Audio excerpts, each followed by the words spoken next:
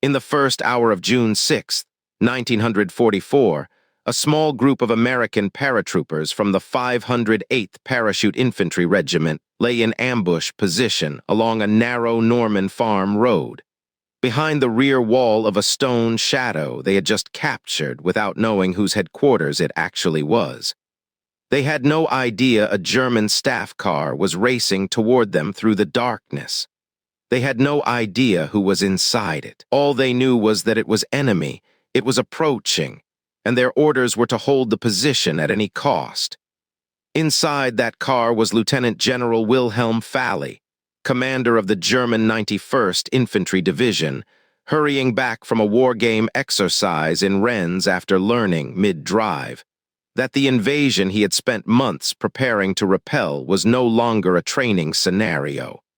It was happening right now in the dark all around him. Within seconds of reaching the Chateau gate, Falley was dead killed not by a targeted raid, not by a planned assassination, but by a handful of scattered paratroopers doing exactly what their training told them to do the instant a threat appeared out of the darkness. He became the first German general officer killed on D-Day, and his division went into the most important battle of the war without the one man who was supposed to be leading it. This is the story of an ambush nobody planned, against a target nobody knew they had found. The threat to understand why a single staff car on a single dark road mattered as much as it did, you have to understand what General Falley represented to the German defense of the Cotentin Peninsula on the night the invasion began. His 91st Infantry Division, officially the 91st Air Landing Division, had been rushed to Normandy only weeks earlier specifically to reinforce the area directly behind Utah Beach, the exact stretch of coastline the American 4th Infantry Division was scheduled to storm at dawn. It was not simply another German formation among many. It was positioned squarely across the routes American airborne forces needed to control if the beach landings were going to succeed, making Falley's division one of the single most consequential opposing forces anywhere along the entire invasion front that night. Falley himself was an experienced, capable commander, a veteran infantry officer who had earned the Knight's Cross for bravery years earlier on other fronts. He understood exactly what an Allied airborne assault into his sector would mean, and in the days before June 6th, German intelligence had genuinely worried about precisely this scenario. American and British paratroopers dropping directly into the Cotentin Peninsula to seize the causeways and crossroads that would let the beach landings push inland before German reserves could organize a counterattack. That fear was, in fact, so specific and so well-founded that Falley had scheduled the very war game exercise in Rennes to rehearse exactly this kind of Allied invasion, a training scenario built around the almost eerie premonition that airborne troops might land in his sector during poor weather. Precisely the conditions forecasters were predicting for the days ahead. Falley's career up to that point had been a fairly typical trajectory for a senior Wehrmacht infantry officer of his generation, decades of steady advancement through regimental and battalion commands, culminating in his promotion to command the 91st Division only weeks before the invasion he had spent his career preparing to face. He was not a controversial or reckless commander by the standards of his peers. If anything, the war game exercise he attended in Rennes reflects a methodical, professionally cautious officer trying to anticipate exactly the kind of crisis that was, unbeknownst to him, already beginning as he sat through the training scenario. That is part of what makes the outcome so strikingly ironic in retrospect. A commander who had correctly identified the threat, prepared his officers to face it, and then found himself killed not in the confusion of a failed defense, but simply trying to get back to his post in time to lead one. The cruel irony did not end there. On the night of June 5th into June 6th, believing the rough seas and low cloud cover made an immediate invasion unlikely, Falley left his headquarters at the chateau de Berneville in Picauville and made the roughly 2-hour drive to Rennes to attend that very war game, the rehearsal for a crisis that was, unbeknownst to him, already beginning to unfold in the skies above his own division's sector at the exact moment he arrived. This was not an isolated miscalculation on Falley's part. Across the entire German command structure in Normandy that week, senior officers had made remarkably similar assumptions based on the same weather reports. Field Marshal Erwin Rommel himself, commanding Army Group B and responsible for the entire Atlantic wall defense in the region, had left France days earlier to return home to Germany for his wife's birthday, convinced that the poor conditions in the English Channel ruled out any Allied landing in the immediate future. Several other division and corps commanders across the invasion front had likewise judged the weather too severe and had either traveled away from their posts or scheduled exactly the kind of training exercises Falley was attending. It was, in retrospect, one of the more consequential intelligence failures of the entire war, not a failure to detect the invasion fleet itself, but a collective, reasonable-seeming misjudgment about timing that left German command structures thinner and less coordinated than they should have been at the precise moment they needed to be at full strength. The secret development: there was no secret weapon, no elite unit, and no deliberate targeting behind what happened next. What there was, instead, was one of the most consequential accidents of timing in the entire Normandy invasion. As Falley's car neared Rennes, the sky overhead began filling with the drone of hundreds of aircraft engines, the lead elements of the American airborne assault, already inbound toward drop zones across the Cotentin Peninsula. Falley and the other division commanders attending the war game immediately understood what they were hearing. This was not a drill. Falley ordered his driver to turn around immediately and raced back toward Picauville, back toward his headquarters, back toward a division that, in the hours he had been away, had already come under attack from paratroopers of the American 82nd Airborne Division, scattered across his sector by the same navigational chaos that had spread American units across miles of unfamiliar Norman countryside. What Falley did not know, and could not have known, was that his own headquarters compound, the chateau de Berneville, had already fallen. A group of paratroopers from the 508th Parachute Infantry Regiment, among them Lieutenant Malcolm D. Brannan of the regiment's 3rd Battalion Headquarters Company, had landed in the darkness near Picauville, and through the same improvisational aggression that defined American airborne operations across Normandy that night, had moved on the chateau and secured it, setting up a defensive position along the rear wall of the property, covering the exact country road that led to the chateau's back entrance.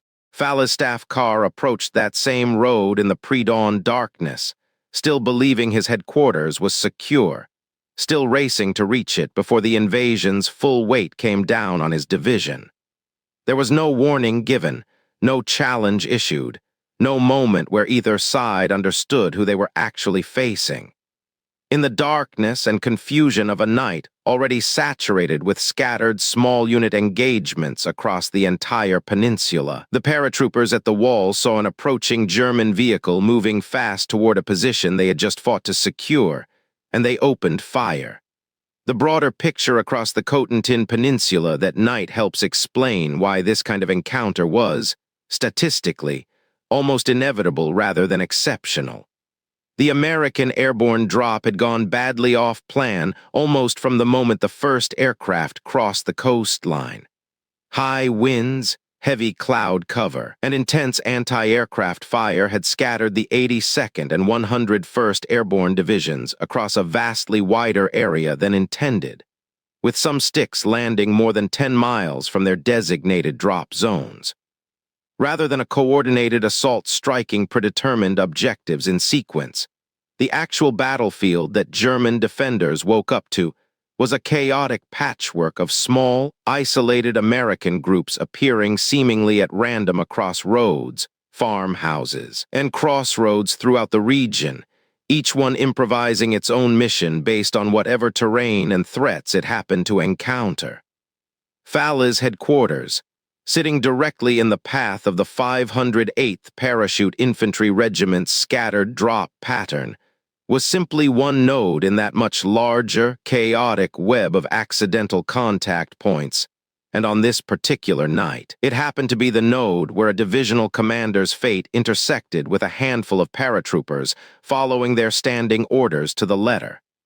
Technical supremacy, there is no chapter in this story about superior American weaponry or technology, because what happened at the Chateau de Berneville was decided entirely by reflexes, positioning, and the split-second judgment of soldiers who had no idea of the strategic weight of the moment they were living through.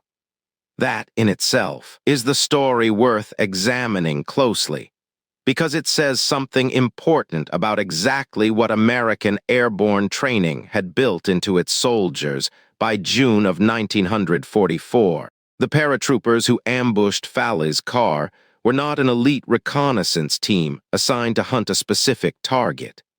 They were a scattered element of a larger regiment, dropped off course by the same high winds and anti-aircraft fire that had thrown American airborne formations across the entire peninsula that night, who had improvised a defensive position at a chateau they happened to land near, using nothing more than the standing orders every American paratrooper carried into that operation. Treat every contact as an engagement opportunity. Hold ground you have taken. Fire on approaching enemy vehicles. It was the same doctrine of independent, aggressive initiative that defined American airborne operations from Sicily through Salerno and into Normandy, men making tactical decisions without officers present, without confirmed intelligence, and without any sense of the larger picture, because that is exactly what their training had prepared them to do. The staff car, according to accounts pieced together after the war, was raked by concentrated small arms and automatic weapons fire as it approached the Chateau's rear gate. Falley was killed instantly, alongside his adjutant, Major Joachim Barduzat.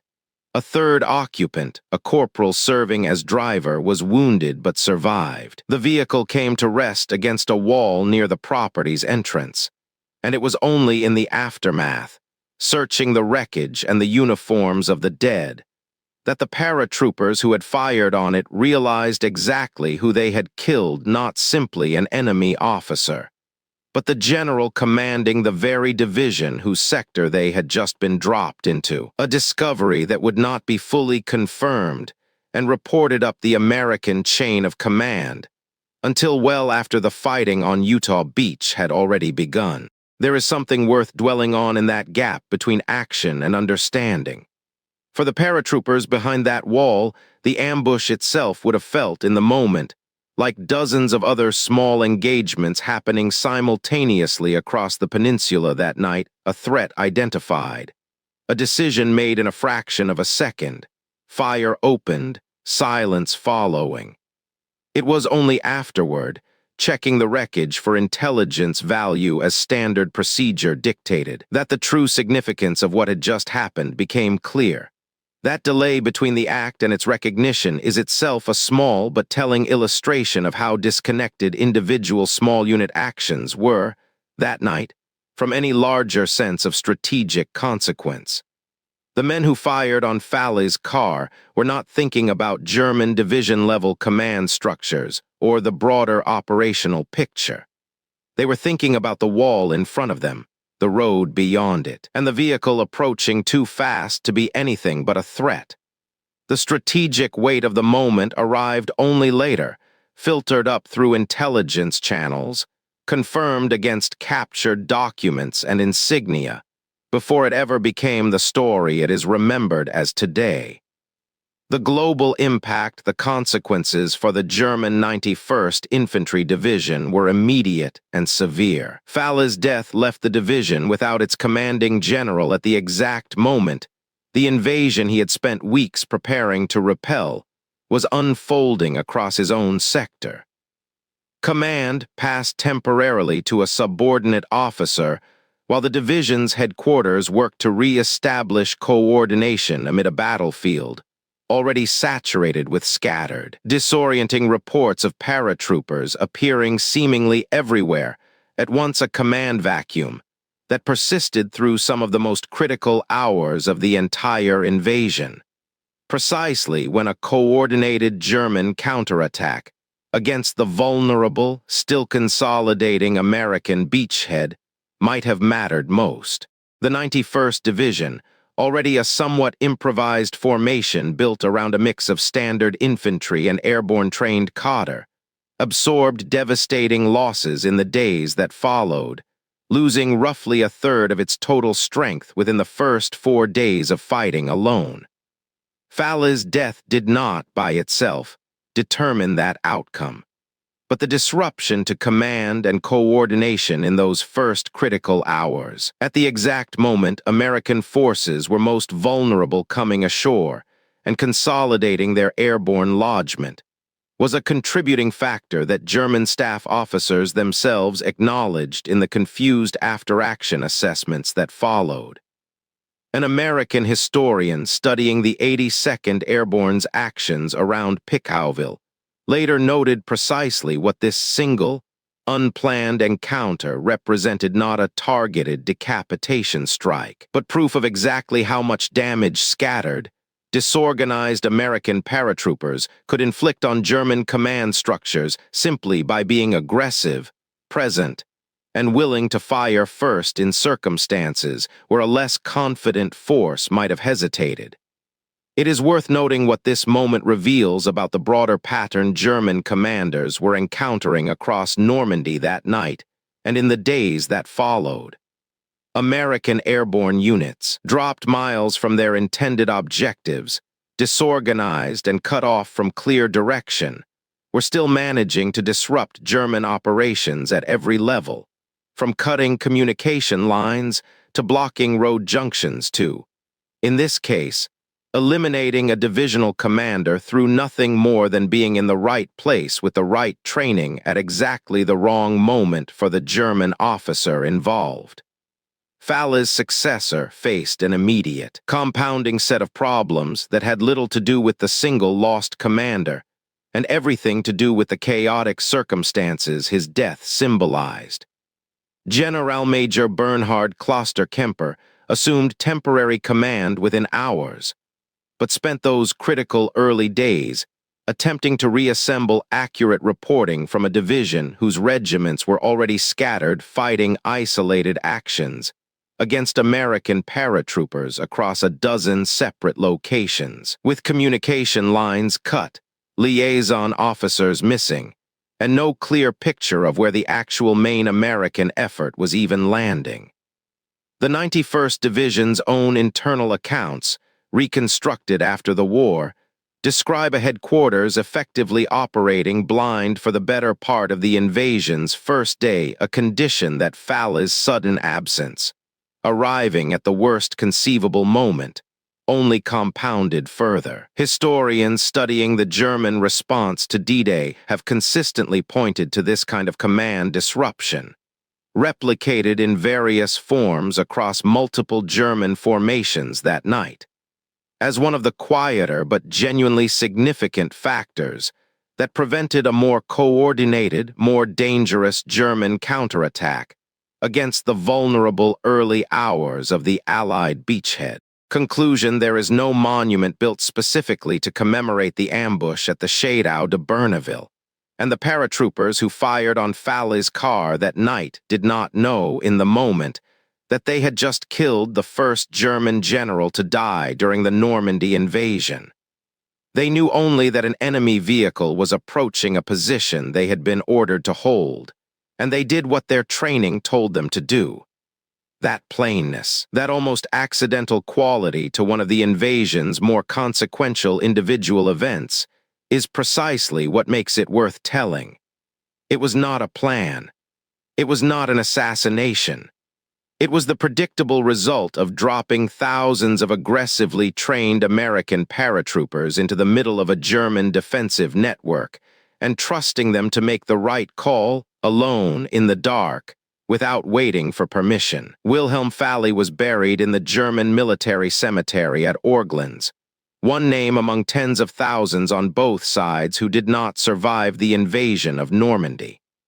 Lieutenant Malcolm Brannan, credited in post-war accounts with firing the shots that killed him, returned home after the war and lived into his late 80s, a private citizen for the rest of his life, rarely discussed publicly, the way so many of the individual moments that shaped June 6, 1944, eventually settled into the enormous, crowded historical record of that single day. But for the 91st Infantry Division, waking up on the morning of the invasion to discover its commanding general had been killed racing back to a headquarters that had already fallen, the loss was immediate, disorienting, and impossible to fully recover from in the hours that mattered most. Somewhere on a dark Norman road, a handful of scattered paratroopers, doing exactly what they had been trained to do, had already changed the shape of the battle before the sun had fully risen on the longest day of the war. It is tempting, looking back on an event like this from decades removed, to search for some deeper design behind it, a targeted plan, a piece of intelligence that led American forces directly to Falley's route, a deliberate decapitation strike aimed at exactly this outcome. The historical record does not support that reading, and in a strange way, that absence of design is the more remarkable part of the story. Nobody targeted Wilhelm Falley specifically. Nobody knew he would be on that road at that hour. What killed him was not a plan, but a system, a doctrine of aggressive, independent small unit action drilled so thoroughly into American paratroopers that even when scattered, disoriented, and operating with no higher guidance whatsoever, they still managed to seize ground, hold it, and eliminate whatever threat approached it, without ever needing to know the full significance of what they had just accomplished. That is not a story about a single ambush. It is a story about what an army looks like when it has trained an entire generation of soldiers to make the right call alone, in the dark, every single time, whether or not anyone is ever there to witness it or write it down.